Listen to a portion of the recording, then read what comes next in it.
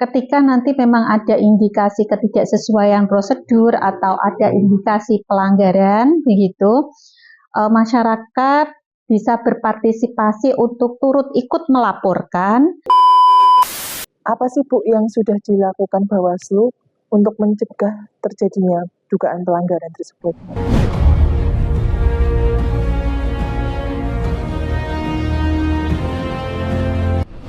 Apa kabar Ibu? Alhamdulillah baik Mbak Ulung. Ya, mungkin belum banyak yang tahu Ibu Naili ini di Bawaslu Kabupaten Kudus itu sebagai apa? Mungkin boleh sedikit cerita Bu, di Bawaslu Kabupaten Kudus ini mengampu di divisi apa aja? Oke, terima kasih pertanyaannya Mbak Ulung. Halo sahabat Bawaslu semuanya, perkenalan dulu, nama saya Naili Faila Solfa, sebagai anggota Bawaslu Kabupaten Kudus, Koordinator Divisi Pencegahan Partisipasi Masyarakat dan Hubungan Masyarakat. Ya, baik Bu. Tugas dari Divisi Pencegahan ya Bu, Pencegahan Partisipasi Masyarakat dan Hubungan Masyarakat ini seperti apa Bu? Oke, terima kasih. Untuk tugas dari Divisi Pencegahan Hubungan Masyarakat dan kemudian Partisipasi Masyarakat adalah kita di pencegahan mengedepankan pencegahan ini melakukan upaya-upaya, imbauan-imbauan kepada masyarakat, baik kepada masyarakat maupun kepada peserta pemilu atau bahkan kepada penyelenggara pemilu teknis. Di sini adalah KPU. Kemudian dalam upaya pencegahan ini juga ada beberapa usaha-usaha yang kita lakukan sebagai upaya pencegahan. Di antaranya adalah sosialisasi. Kemudian saya juga membidangi di partisipasi masyarakat. Bagaimana mendorong supaya masyarakat ini turut berpartisipasi aktif di dalam event-event atau di dalam tahapan-tahapan pemilihan, baik pemilihan umum ataupun pemilihan pilkada nanti di 2024 nantinya.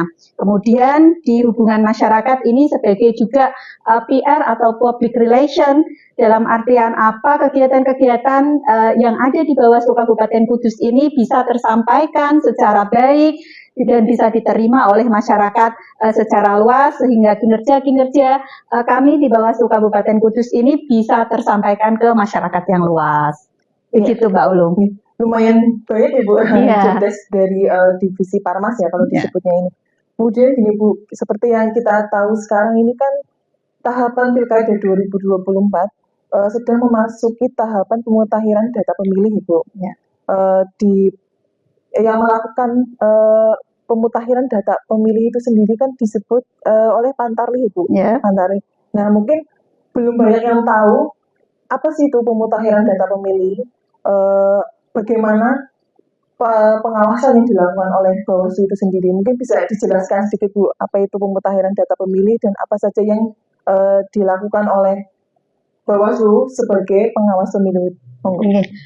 Jadi di PKPU 2 tahun 2024 ini PKPU tahapan, di situ disebutkan untuk penyusunan daftar pemilih itu nanti dimulai pada tanggal 31 Mei kemarin sampai dengan September tanggal 23 September. Untuk penyusunan daftar pemilih ini, untuk pemutahiran penyusunan data pemilih ini, ada satu tahapan yang namanya itu coklit atau pencocokan dan penelitian.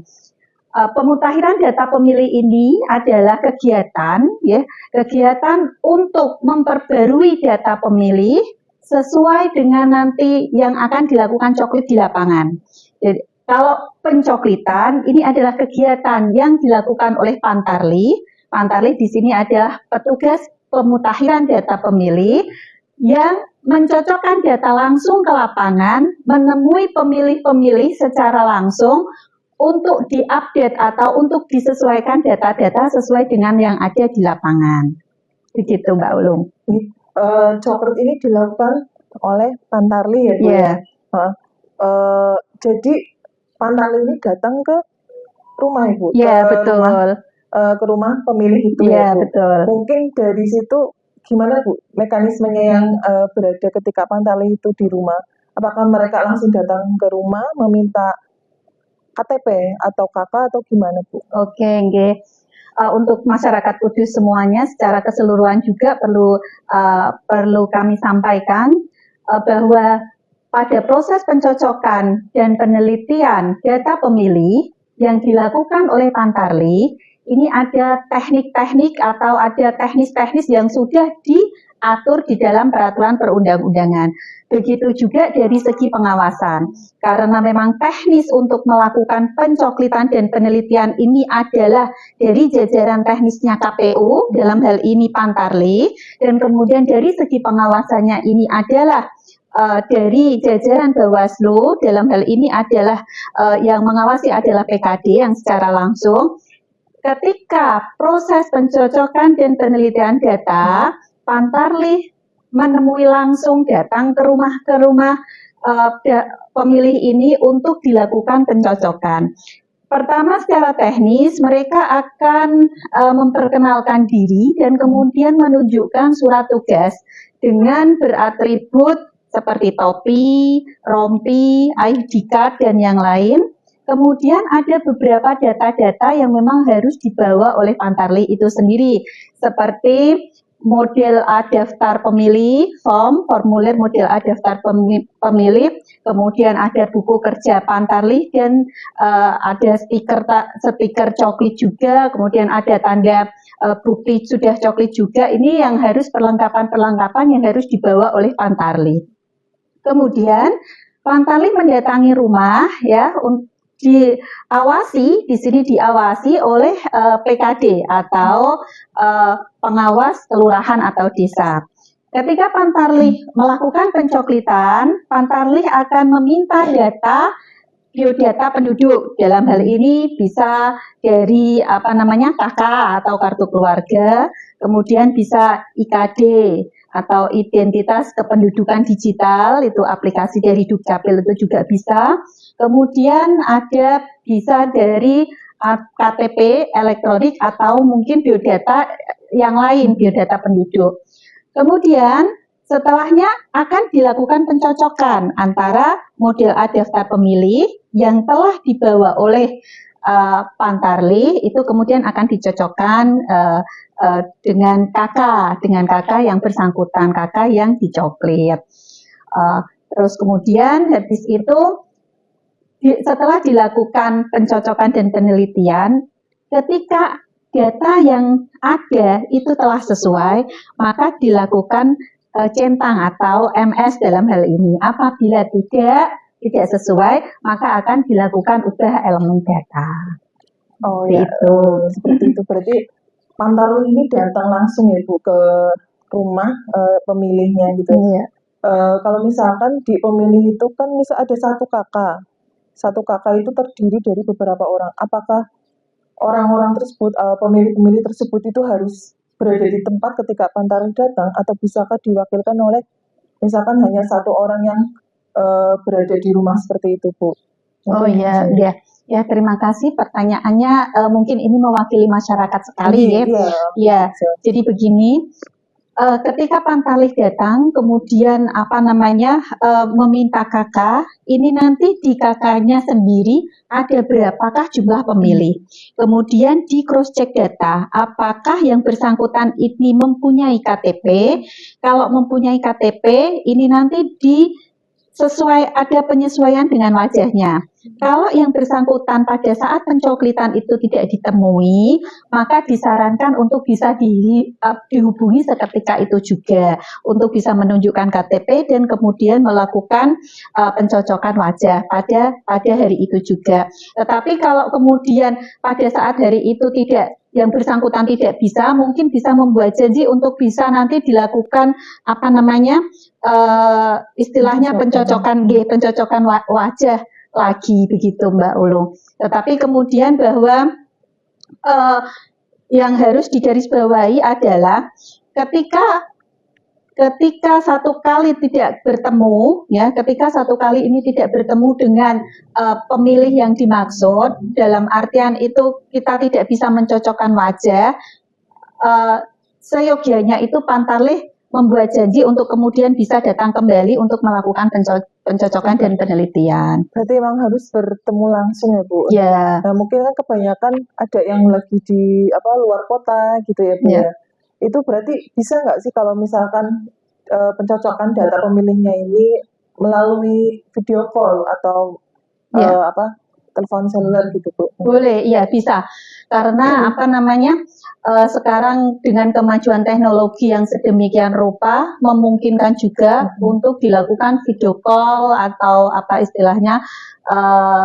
lewat digital seluler begitu, supaya nanti bisa dilakukan pencocokan wajah itu tidak masalah. Ya. Tadi kan kita sudah berbicara mengenai mekanisme pemutahiran data pemilih atau coklit ini Bu. Sekarang kita berbicara soal pengawasan.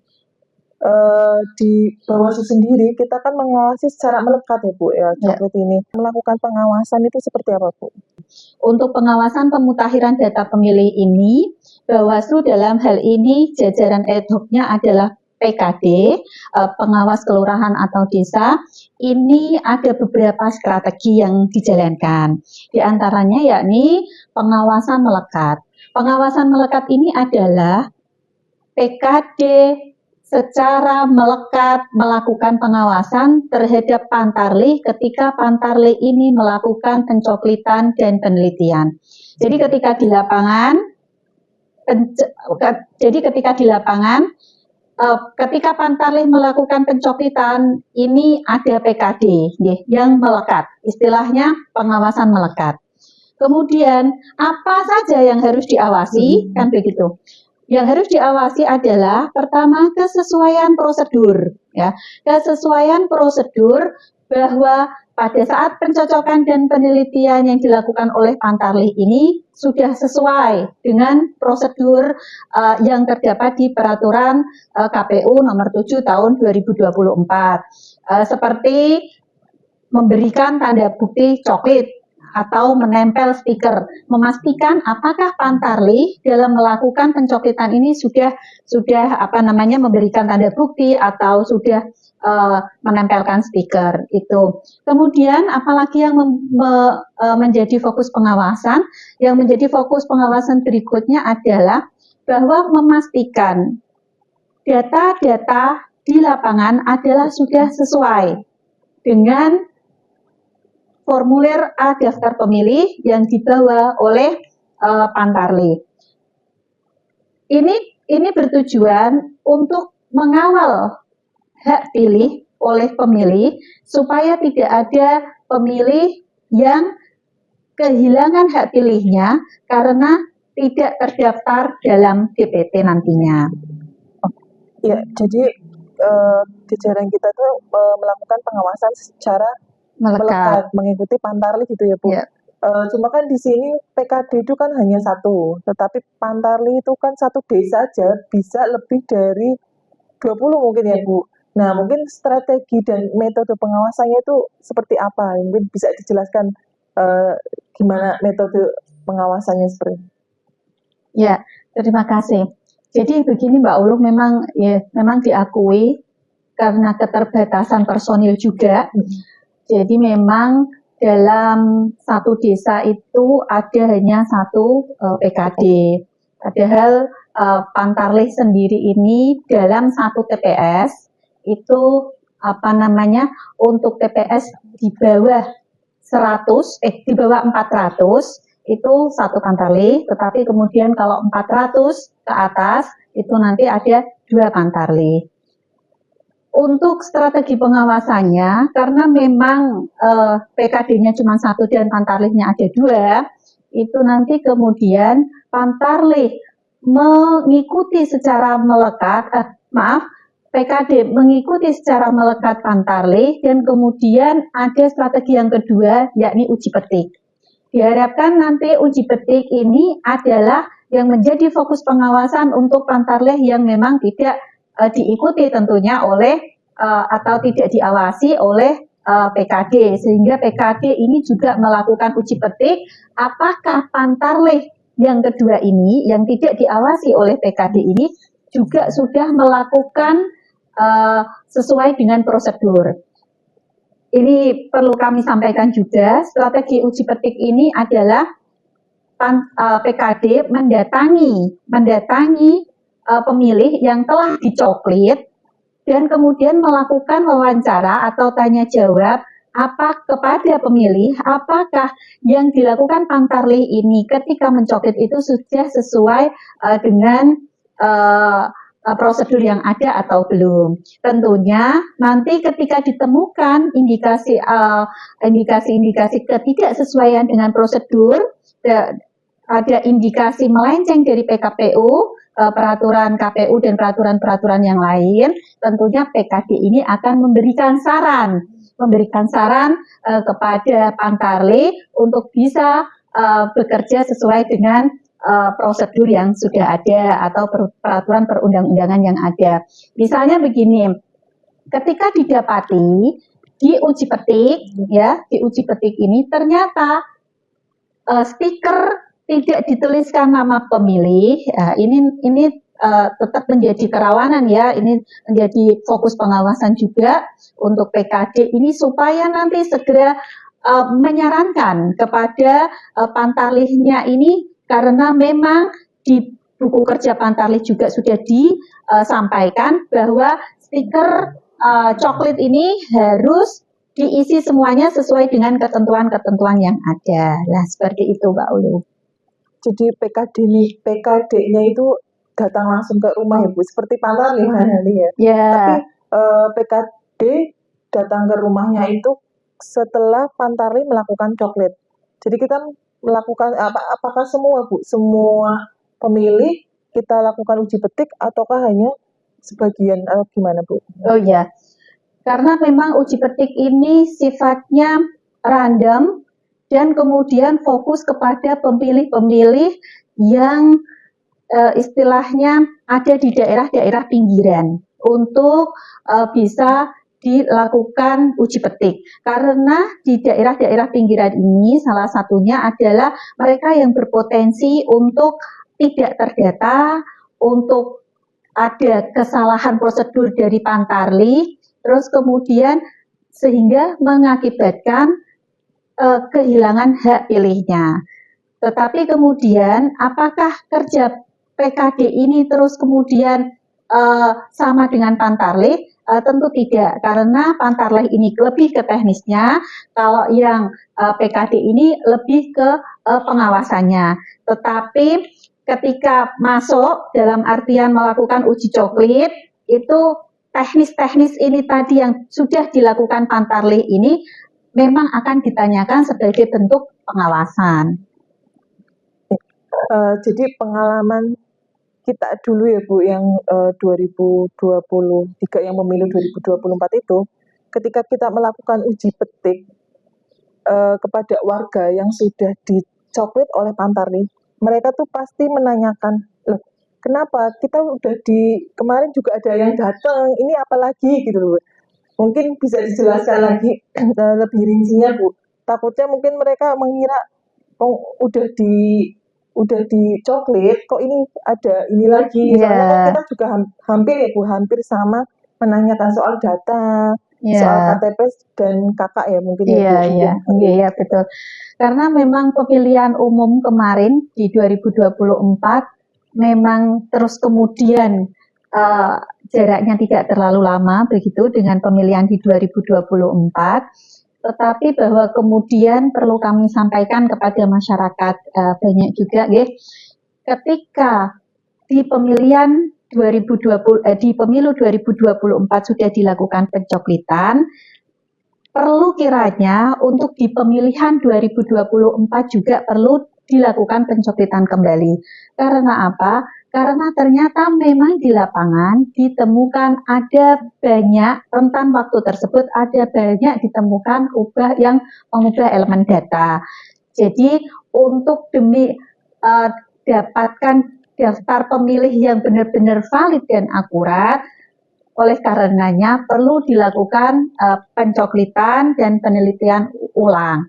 Harapannya nanti masyarakat semuanya bisa memahami. Jadi tidak ada istilahnya pikiran, kok kemarin saya sudah dicoklit, ini dicoklit lagi lah. Tidak ada pemikiran seperti itu, sehingga nanti data pemilih yang benar-benar nanti keluar DPT-nya itu benar-benar valid dan benar-benar sesuai real kondisi di lapangan.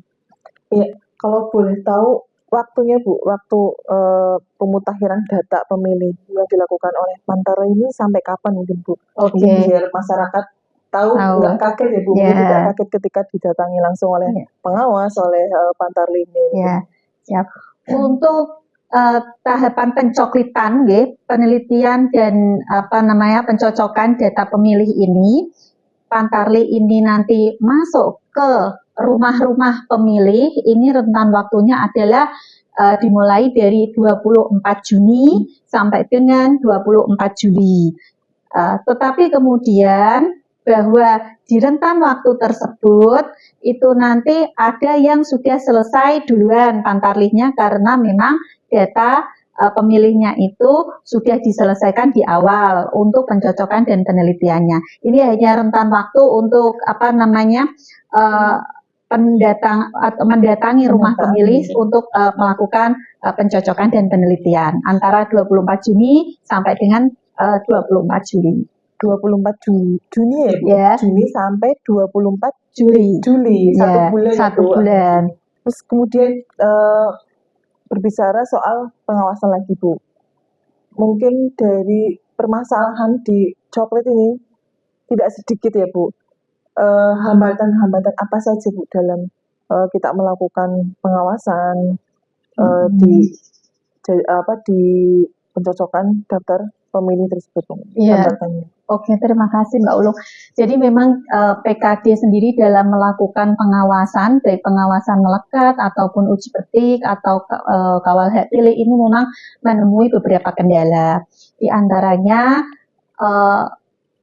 ada beberapa memang kami akui Pantarlih yang kemudian tidak secara kooperatif, ya, tidak menutup diri, kemudian sehingga beberapa dari mereka itu menjadi tidak ada komunikasi dengan PKD ketika melakukan pencocokan dan penelitian di lapangan.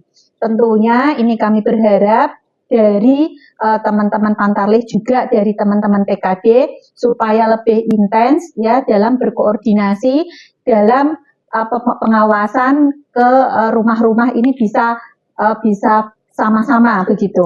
Kemudian hambatan yang kedua ini juga datang dari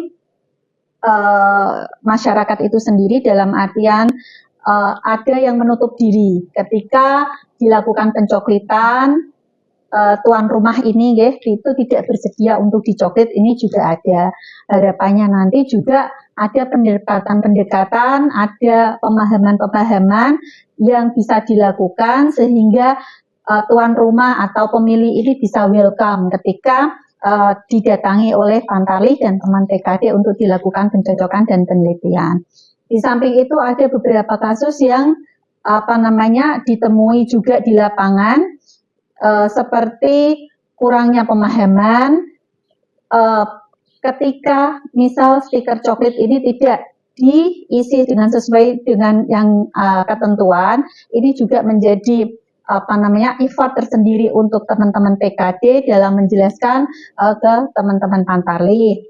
Kemudian hambatan selanjutnya ini misal keterbatasan logistik yang harus menunggu sehingga Pantarlih sendiri ini tidak bisa lanjut jalan melakukan pencocokan dan penelitian karena terhambat logistik misalkan stiker yang masih diusahakan untuk pengadaannya. Seperti itu, Mbak. Jadi hambatan ini bisa menjadi suatu permasalahan ya, Bu? Iya. Nah, ketika pengawas desa ataupun mungkin dari masyarakat umum sendiri ini mengetahui ada suatu permasalahan atau pelanggaran yang terjadi, itu nantinya seperti apa, Bu? Oh iya. Terima kasih. Untuk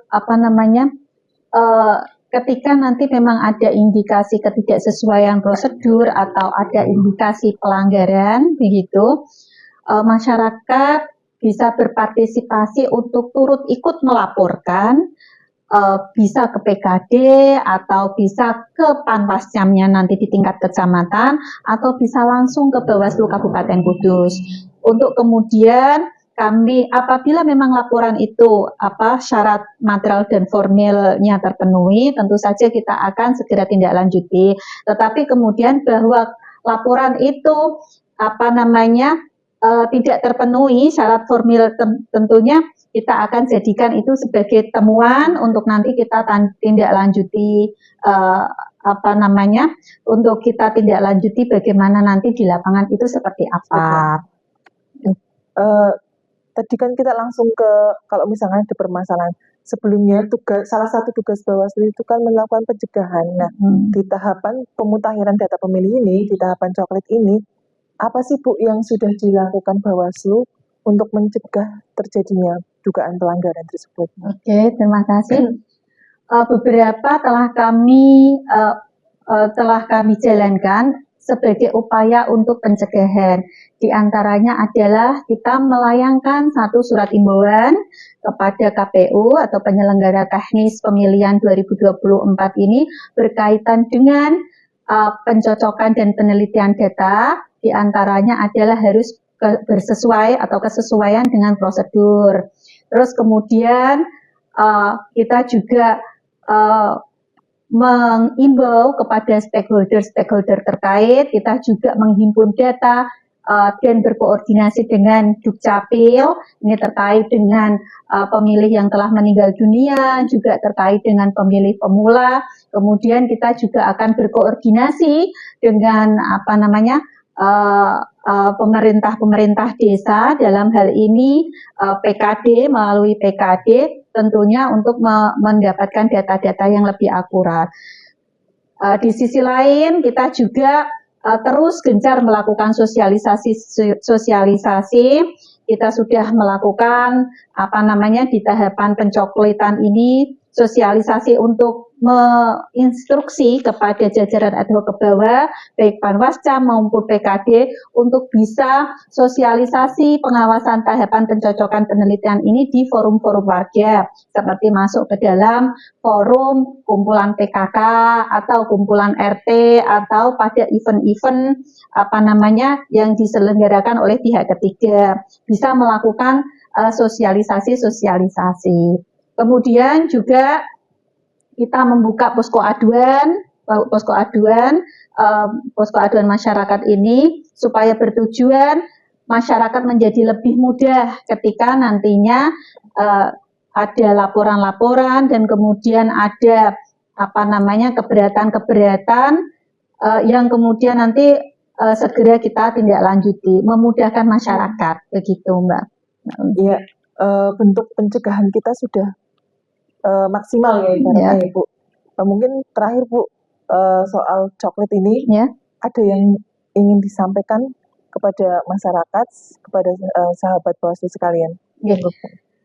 Sahabat Bawaslu Kudus, semuanya secara keseluruhan, semua masyarakat umum di tahapan pencoklitan dan penelitian data pemilih ini diharapkan masyarakat ini bisa ikut berpartisipasi baik dalam kemudahan memberikan data kepada teman-teman kita Pantarlih maupun bisa ikut dalam partisipasi dalam pengawasan pada tahapan pencocokan dan penelitian data pemilih, sehingga nanti output data pemilih yang dihasilkan dari pencocokan dan penelitian di lapangan ini sesuai dan valid dengan kondisi real di lapangan, begitu Mbak. Ya, baik, terima kasih Bu Nelly. Kita sudah mendapat ilmu, mendapat pengetahuan soal pencocokan daftar pemilih ya, coklit ini, termasuk juga bagaimana